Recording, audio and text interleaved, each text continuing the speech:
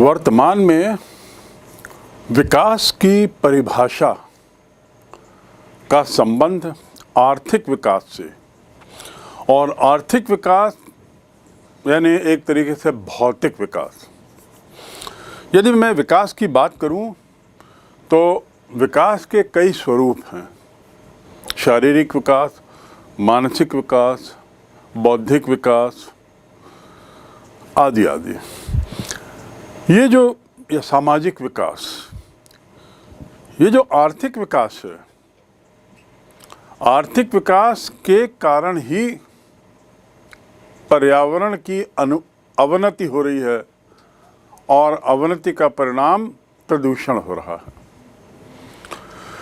पर्यावरण की अवनति हम कह सकते हैं कि आर्थिक विकास की एक सामाजिक लागत का घटक है, अर्थात आर्थिक विकास की एक कीमत हमें चुकानी पड़ रही है पर्यावरण अवनति के रूप में, पर्यावरण की गिरावट के रूप में। तो एक ओर जहाँ विकास हो रहा है, दूसरी ओर पर्यावरण में ह्रास आ रहा है, गिरावट आ रही है। इसका समृद्धि या विकास की गति से बड़ा घनिष्ठ संबंध है। विकास की गति जितनी बढ़ेगी, पर्यावरण उतना ही प्रभावित होगा, और यदि हम पर्यावरण के प्रभावित होने की बात करते हैं तो बात स्पष्ट है कि दुष्प्रभाव पड़ेगा। आर्थिक समृद्धि और विकास की गति जितनी तेज होगी, पर्यावरण अवनति की गति भी उतनी ही तेज होगी। उदाहरण के लिए एक बात स्पष्ट करें, वायु प्रदूषण की बात लेते हैं। पहला, एयर पोल्यूशन जिसे बोलते हैं, वायु प्रदूषण।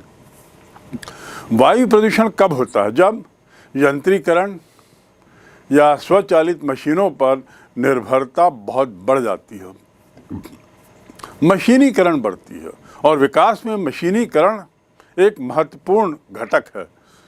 जितना मशीनीकरण होगा उतना विकास होगा, जितना विकास होगा उतना ही पर्यावरण में अवनति होगी, गिरावट होगी।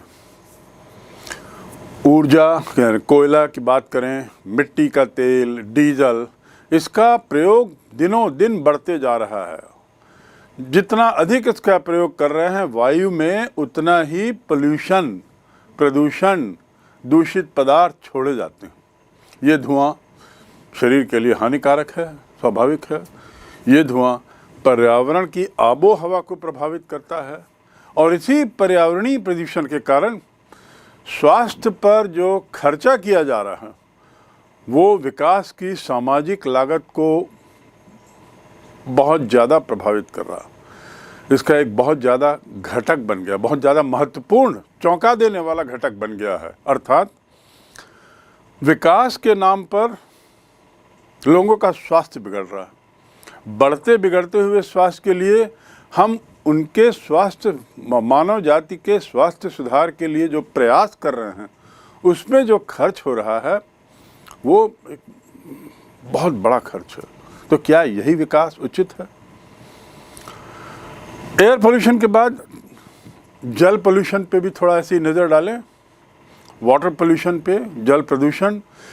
आर्थिक विकास की प्रतिक्रिया के कारण, जैसा मैंने बताया, औद्योगिक उत्पादन भारी मात्रा में, औद्योगिकरण भारी मात्रा में, फैक्ट्रियों का, उद्योगों का उत्पादन करने वाले कारखानों की बड़ी मात्रा में स्थापना होती है, और ये जहाँ भी रहते हैं सामान्यतः अपना वेस्ट जो है वो नदी पानी में डालते हैं, नदी में चला जाता है, नालों में, नालों से नदियों में, नदियों से समुद्र में।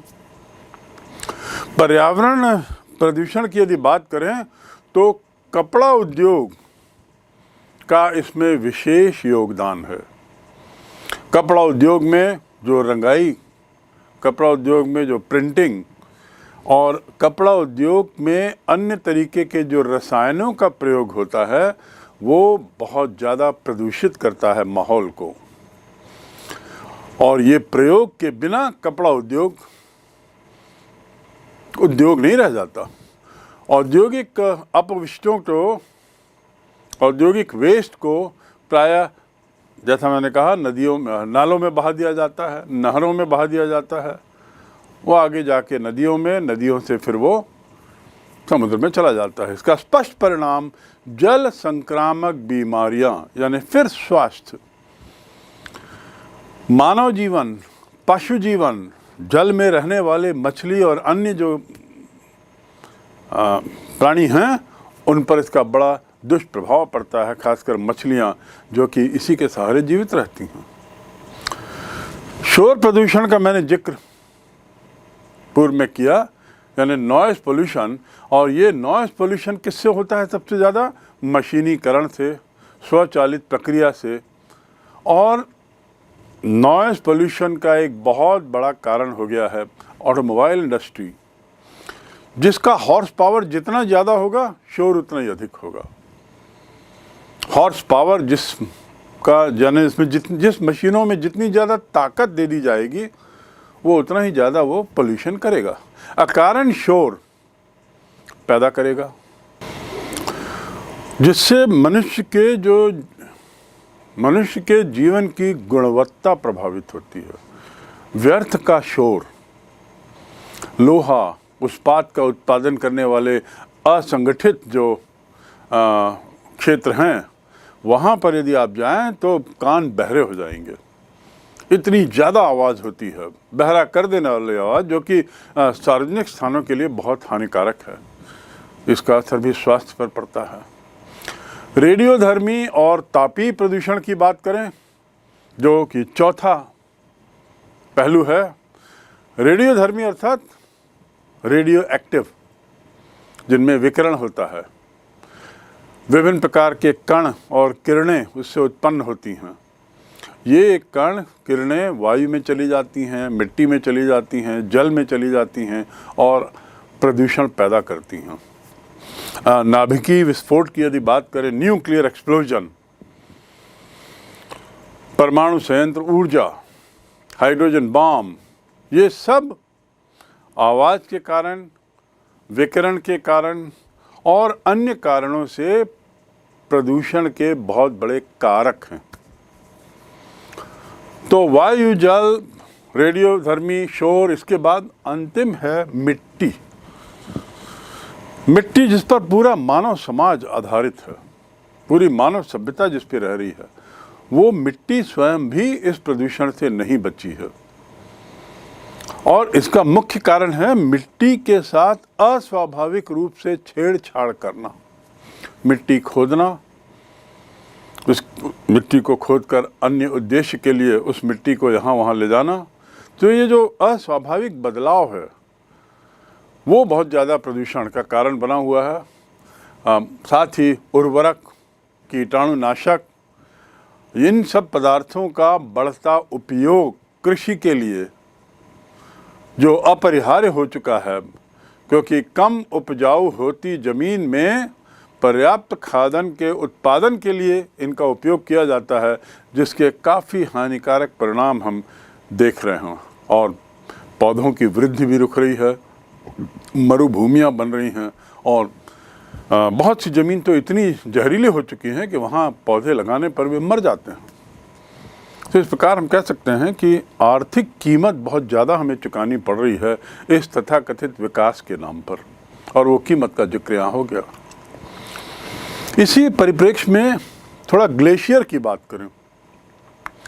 ग्लेशियर, जैसा मैंने प्रारंभ में ही कहा कि बढ़ते तापमान के कारण वे पिघल रहे हैं। अब तापमान बढ़ क्यों रहा है, इसके भी कारणों पर हम बिंदुवार थोड़ा सा बात कर लें।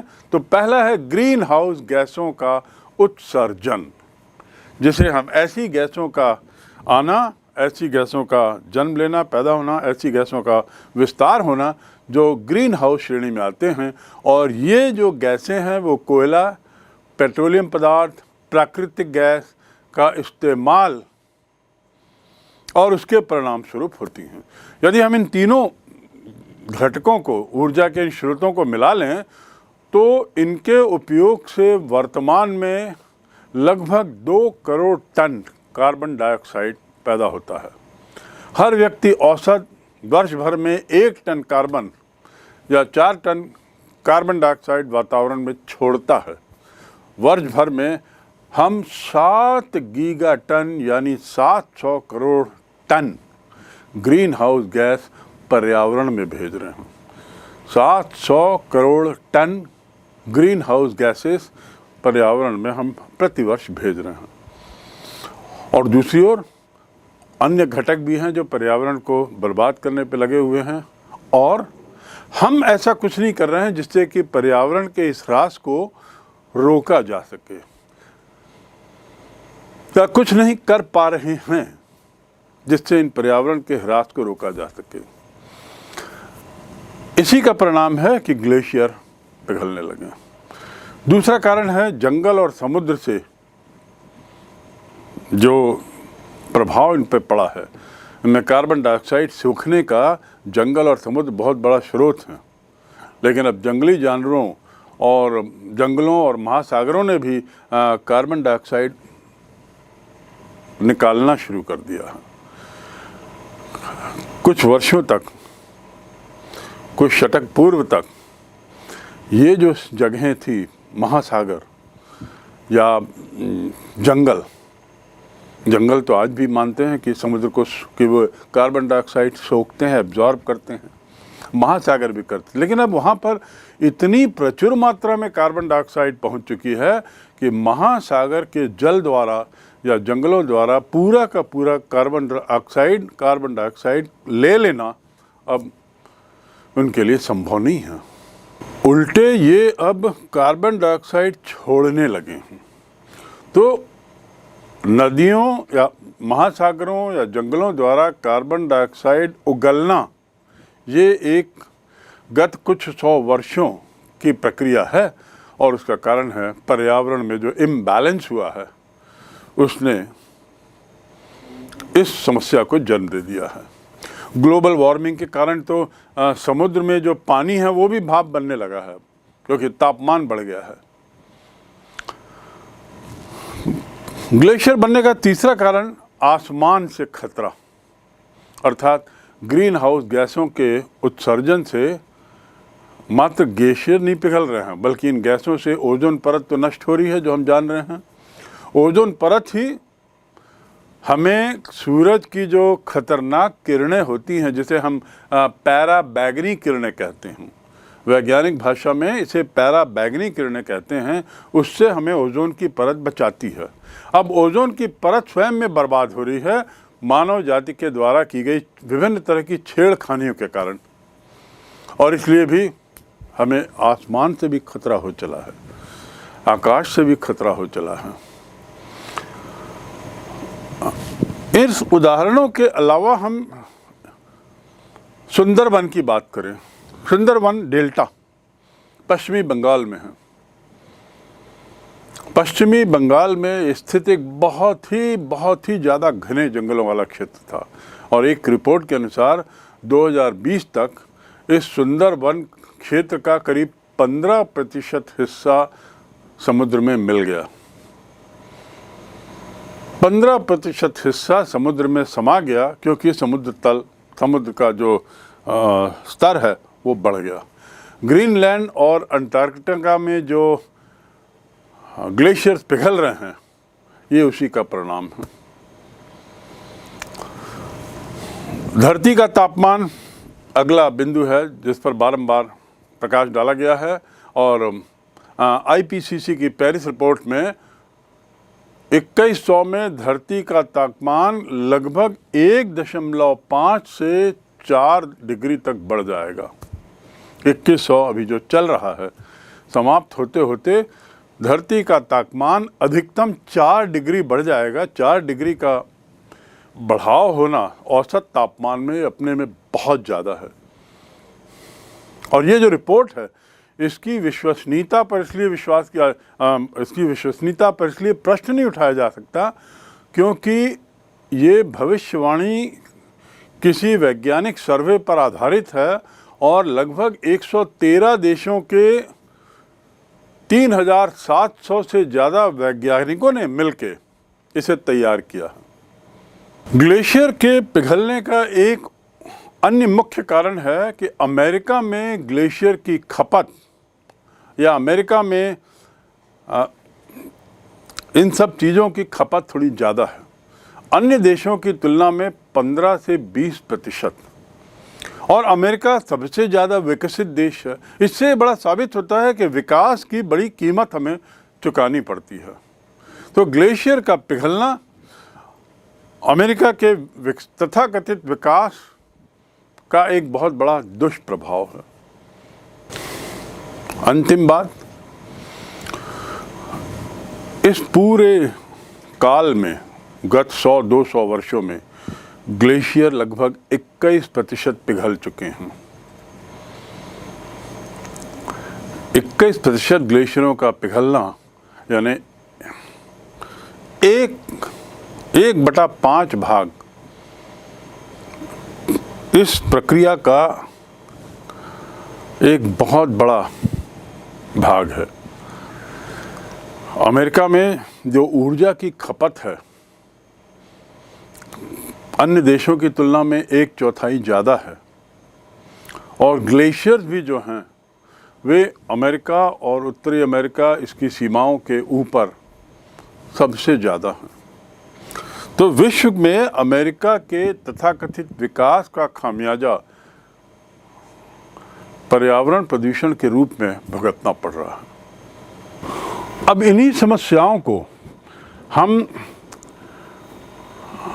दूसरे शब्दों में समझें, और वे है पर्यावरण के क्या खतरे हैं। जिस भी तरह का वातावरण है उसमें जो प्रदूषण हो रहा है वो तो सबसे बड़ा खतरा है। पर्यावरण में बढ़ता प्रदूषण ये स्वयं में एक बहुत बड़ा खतरा है। तो ये समस्याएं एक तरीके से हम लोगों के लिए खतरा ही हो। पर्यावरण वैश्विक चिंता का विषय क्यों बना ये तो अब हम समझ गए हैं, और वैश्विक राजनीतिक पर्यावरण के प्रति कौन कौन से कारण चिंता के हैं इसमें हमने विश्व कृषि भूमि की बात की, घटते उपजाऊपन की बात की, और खाद्यान्नों की परिणाम स्वरूप विश्व उत्पादन में बढ़ती समस्या की बात की। उसी प्रकार जल प्रदूषण, घटते हुए मत्स्य भंडार, समुद्रों में बढ़ता प्रदूषण और समुद्र के किनारे रहने वाले लोग के जीवन यापन को प्रभावित करता हुआ प्रदूषण, इसकी हमने जिक्र किया। और अब तो समुद्र के आसपास तटों पर रहने वाले लोग अब वहाँ से तो पलायन भी करने लगे हैं बढ़ते प्रदूषण के कारण। किसी समय में समुद्र के किनारे रहना इसलिए एक प्रिविलेज माना जाता था क्योंकि वह एक आदर्श वातावरण, आदर्श पर्यावरण वहाँ का रहता था। अब बात बदल गई है, अब लोग वहाँ से पलायन कर रहे हैं। जल की सीमित मात्रा, जल की बढ़ती मांग, शुद्ध जल की ज़रूरत, लेकिन जल की सीमित मात्रा के साथ साथ जल का बढ़ता प्रदूषण, ये एक बहुत गहराती हुई समस्या है।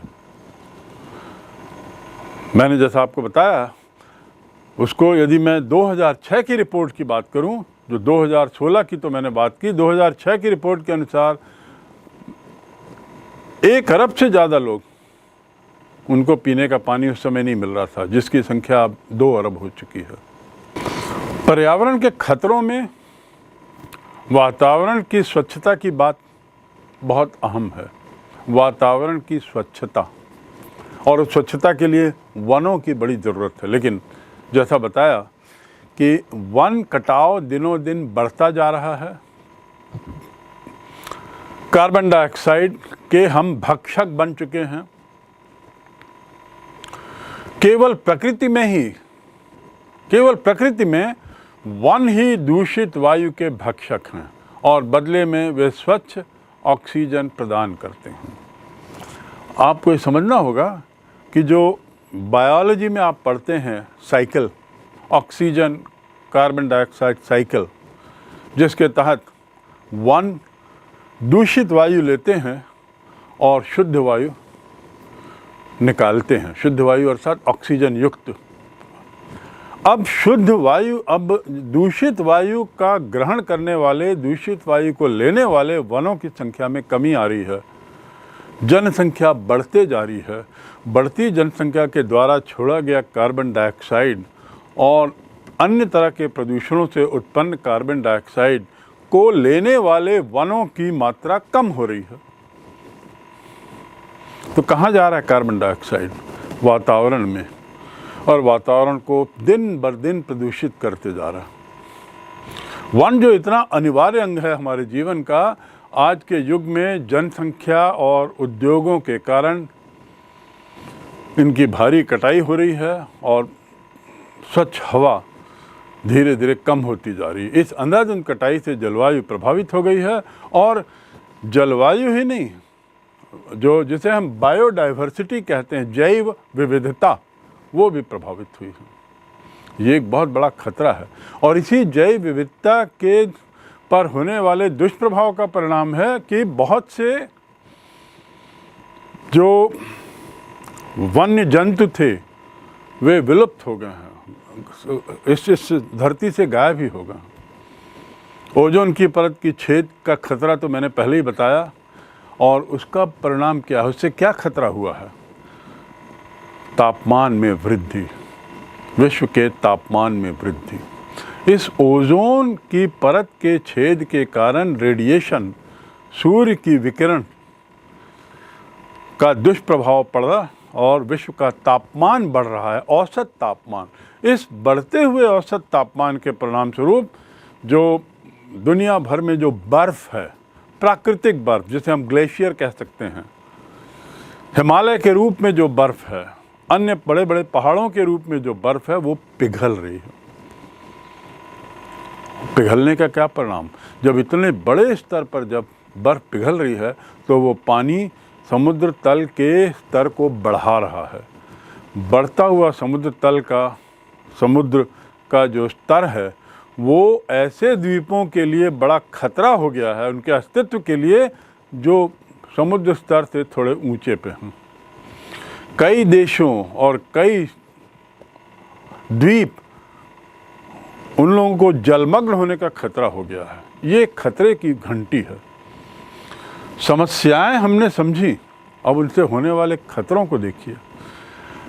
श्रीलंका, अंडमान निकोबार और विश्व के अनेक ऐसे लो लाइंग लैंड हैं जो जल स्तर से कुछ ज़्यादा ऊंचे नहीं हैं। यदि इसी तरह ग्लेशियर का पिघलना जारी रहा तो एक दिन आएगा जब ये लो लाइंग लैंड और तो और भारत जैसे देश के जो तट हैं उसका काफ़ी कुछ हिस्सा समुद्र में डूब जाएगा। ये बहुत बड़ा खतरा है। जब हम खतरे की बात करते हैं, पर्यावरण संबंधी खतरे की, तो एक और जहां ओजोन लेयर में छेद की बात आती है, hole in ozone layer, ozone hole, तो दूसरी ओर एक शब्द और आज बहुत प्रचलित है, विश्व राजनीति में भी उसका बहुत अहम उसका वो हो रहा है उपयोग, और वो है global warming. Global warming, global warming क्या है, क्या मायने हैं? ग्लोबल मतलब वैश्विक और वार्मिंग मतलब गर्म होना। तो जैसा कि शब्द से स्पष्ट है, ग्लोबल वार्मिंग अर्थात वैश्विक ताप वृद्धि में बढ़ाव, विश्व के तापमान में बढ़ोतरी, वह ग्लोबल वार्मिंग सबसे सरल शब्दों में उसे हम कह सकते हैं। ये वैश्विक ताप जो है, विश्व का जो तापमान, वो क्लोरोफ्लोरोकार्बन, क्या क्लोरोफ्लोरोकार्बन कहलाने वाले कुछ रसायन हैं, कुछ केमिकल्स हैं, इनके फैलाव से होता है। और ये क्लोरोफ्लोरोकार्बन संबंधित रसायन का जो विस्तार है उसका जो फैलाव है वो दिनों दिन बढ़ रहा है।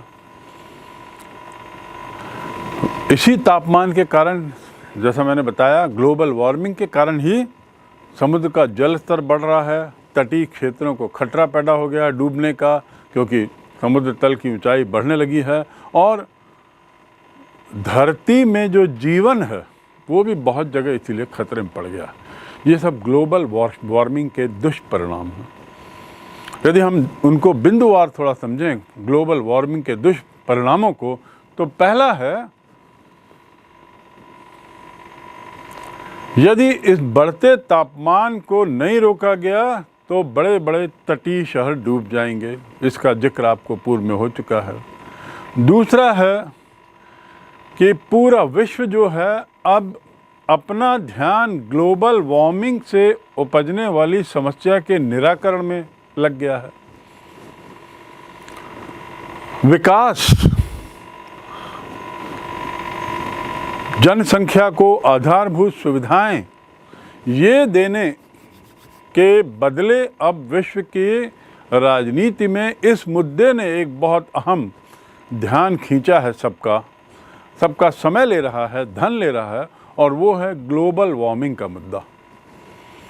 तीसरा है, भले ही सभी देश अपने अपने स्तर पे ग्लोबल वार्मिंग को साधने का प्रयास कर रहे हों, लेकिन निराकरण इतना सरल नहीं है।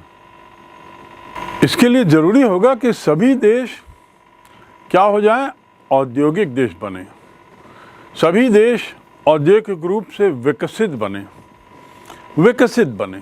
अब औद्योगिक रूप से यदि देश विकसित बनते हैं, और भी देश जो अभी गैर औद्योगिक देश हैं, उद्योग वहाँ खुलेंगे, उस उद्योग के दुष्परिणाम से पहले मानव सभ्यता को गुजरना होगा, उसके बाद ही वो जाके विकसित होंगे। तो वो स्टेज तो बाद में आएगी।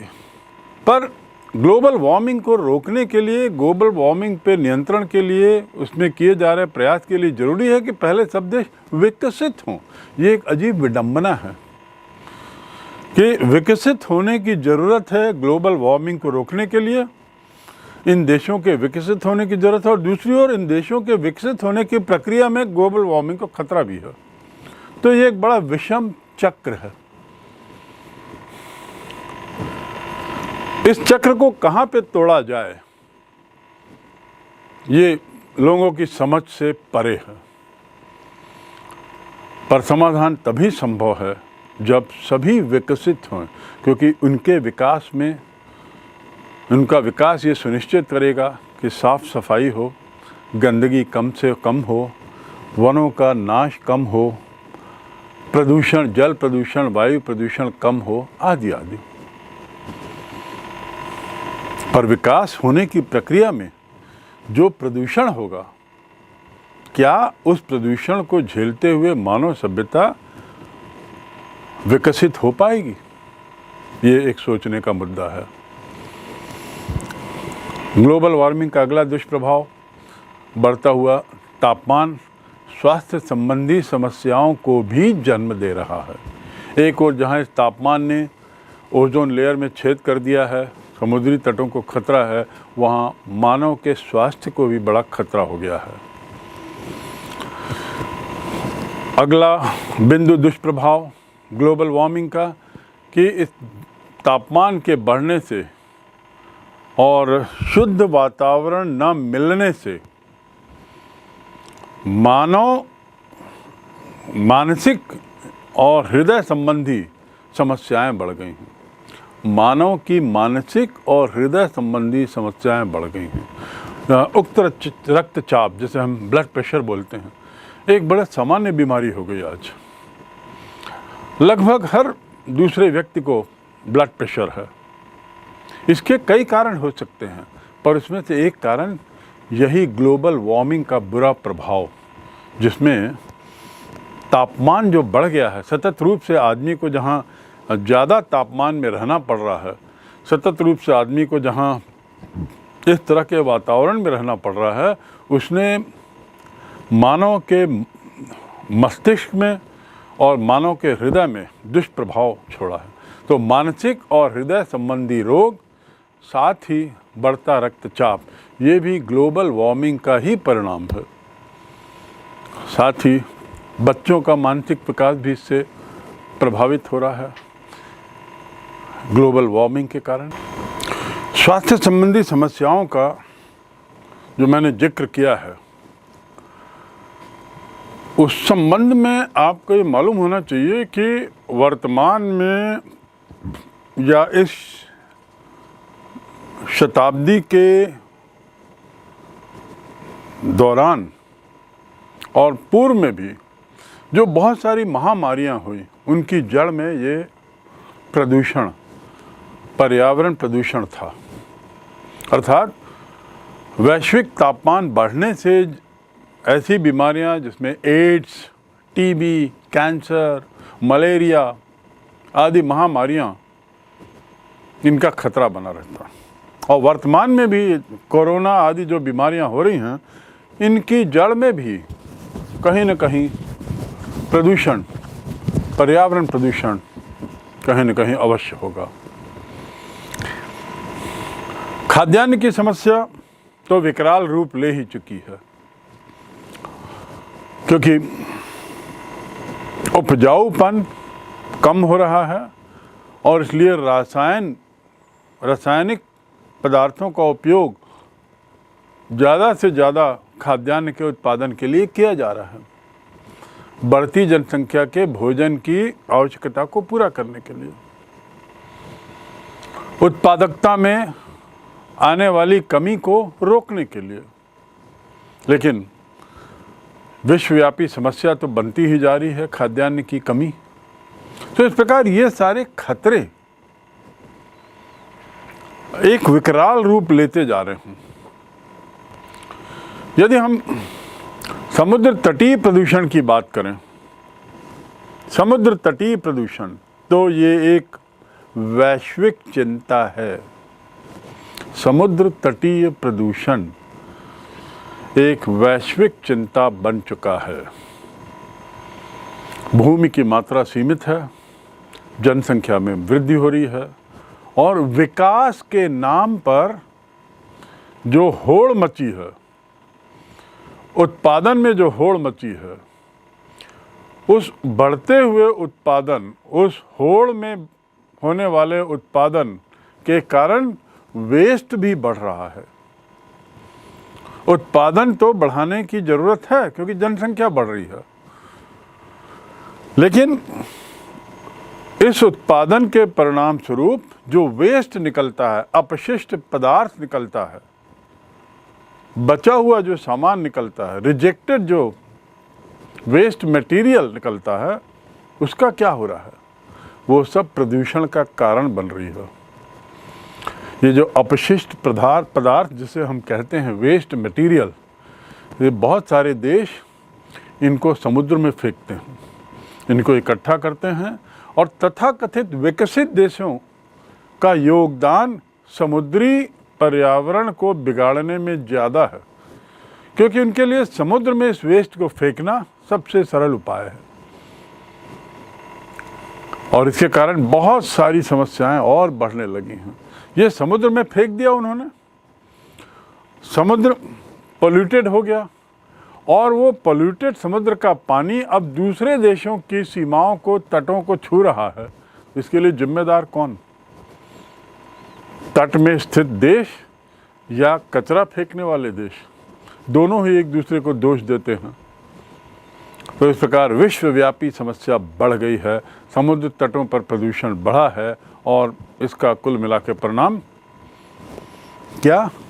बढ़ता हुआ पर्यावरण पर बढ़ता हुआ दुष्प्रभाव। कुल मिला के हम ये निष्कर्ष तो निकाल सकते हैं कि आर्थिक समृद्धि और विकास की प्रक्रिया, आर्थिक समृद्धि और विकास की प्रक्रिया, मैंने अभी शब्द यूज़ किया था विकास की परिभाषा के बारे में मैंने आपको जिक्र किया कि तथाकथित विकास के नाम पर औद्योगिकरण होता है। औद्योगिकरण ही देशों को विकसित करता है और जब तक विकसित नहीं होंगे सभी देश, तब तक पर्यावरण दूषित होता रहेगा, ये एक विषम चक्र बना है। उसमें आपको ये बात को ख्याल रखना होगा कि पर्यावरण की अवनति का सबसे बड़ा स्रोत आर्थिक समृद्धता बढ़ती हुई और वर्तमान की विकास की परिभाषा और विकास की प्रक्रिया, ये बहुत बड़ा मुद्दा बन गया है। इसके साथ ही जब विकास की बात करते हैं तो प्राकृतिक संसाधनों का दोहन बहुत बढ़ जाता है और इस प्रकार कई बार ये दोहन, बल्कि अधिकतर ऐसे दोहन जो हैं उसका कोई आधार नहीं रहता, निराधार तरीके से इसका दोहन हो रहा है, जिससे पर्यावरण का खतरा और गंभीर हो गया है। ये जो सामान, जो संसाधन, जो जमीन के अंदर से जो दोहन हो रहा है, उसका दोबारा निर्माण नहीं होता। ये ऐसी चीज़ है जो जल्दी निर्मित नहीं होती। पेट्रोलियम पदार्थ, लोहा, कोयला और या जो भी अन्य मेटल्स हैं जो ज़मीन के अंदर पाए जाते हैं, जिनके उपयोग से तथाकथित विकास हो रहा है, वो दोबारा नहीं बनते, या दोबारा बनते हैं तो खरबों वर्ष में, अरबों वर्ष में।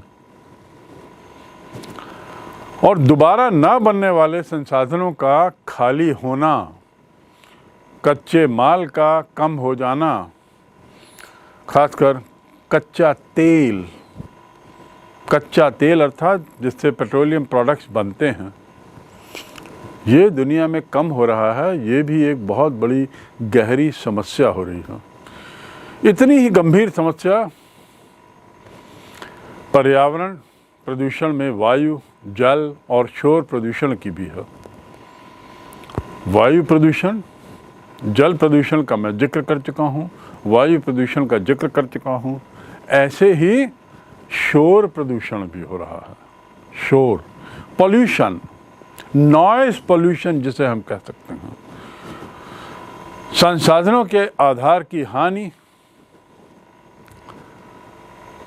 संसाधनों के तथा उसकी अवनति, पर्यावरण की अनुमति, दोनों के कारण भारी आने वाली जो पीढ़ी है वो उत्पादन क्षमता को बड़ी भयभीत कर देने वाली क्षति पहुंचा रही है।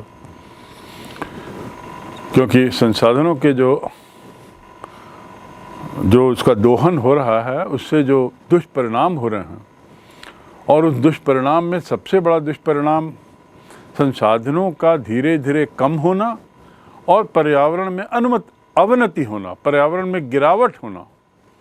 तो आने वाली पीढ़ी जो है वो जिस तरीके से इस रास्ते में आगे बढ़ रही है, वो स्थिति बड़ी खतरनाक है, भयभीत करने वाली है।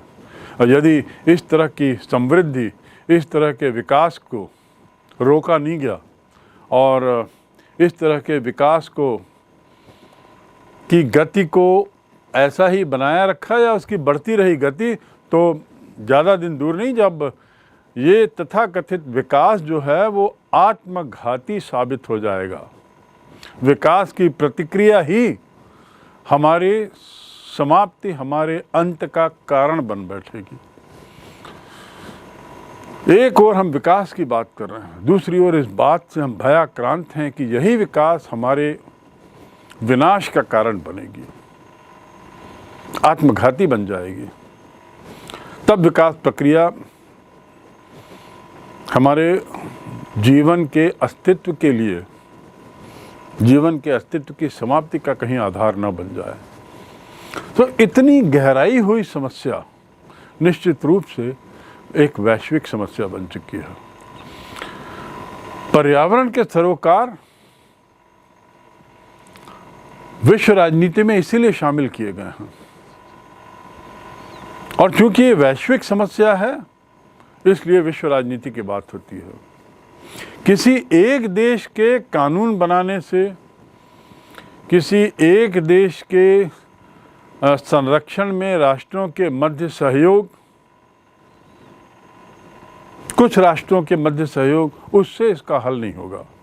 और पर्यावरण रक्षा हेतु जरूरी क्या है कि राज्य के द्वारा, सभी देशों के द्वारा समग्र रूप से कानून बनाए जाएं, पर्यावरण संरक्षण में सभी राष्ट्रों के बीच में सहयोग हो, और जो पर्यावरण से सरोकार रखते हैं, यानी NGOs या आदि आदि अन्य वर्ग, बुद्धिजीवी वर्ग, इन सब को इसमें शामिल होना जरूरी है। और इसीलिए राजनीति या राजनीति विज्ञान का यह एक विषय बन चुका है।